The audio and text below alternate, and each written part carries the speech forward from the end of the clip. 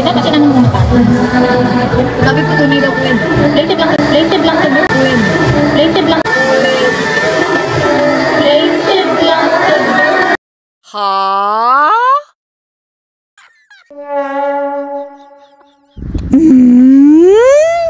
Plated daw, sabi ng sa pawn shop. So, sabay-sabay nating alamin dami ng chemical sa kadang Blackstone kung picky siya or fancy. Thank you! Sabi ko tunay daw ko yun. Plated lang to win. Plated lang to win.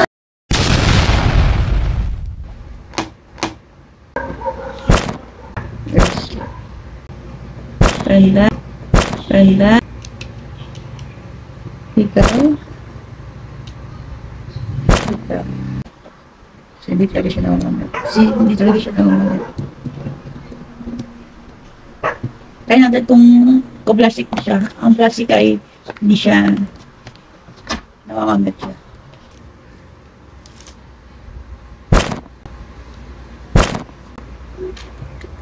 Ito yung bracelet.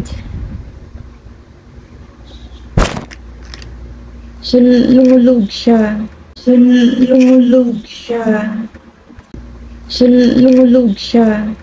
hindi siya plastic.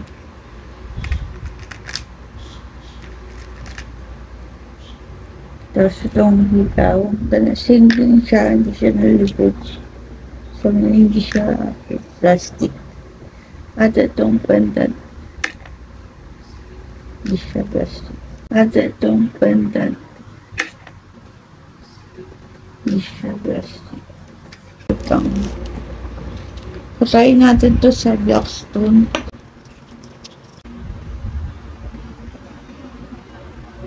Sumawa siya.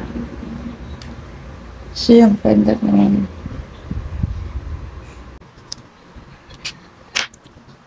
Ito yung pendant. Naguligan doon.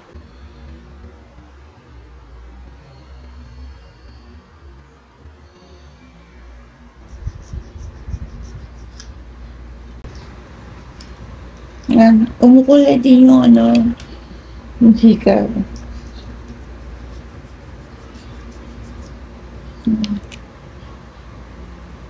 So, kung makikita niya,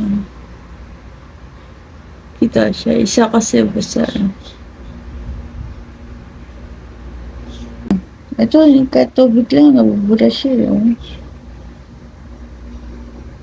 Nabubura siya. Sa meaning plated talaga siya.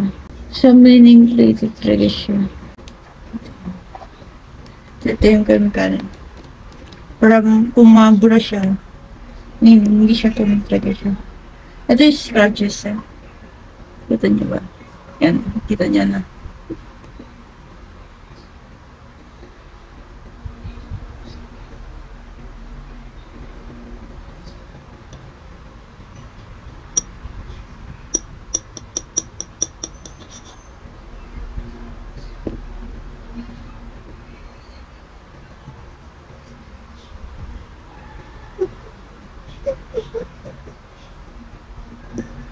I-spread natin. Tatok ka natin kasi ba wala naman.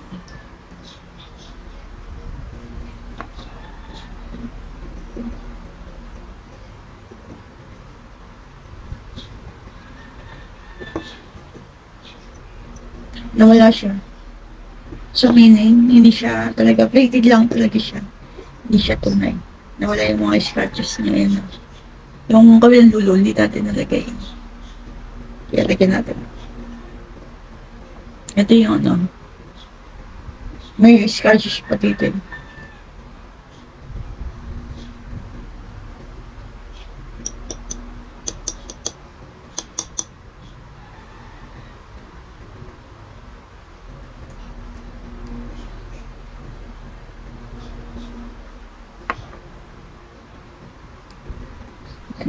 Halos in-spread natin siya.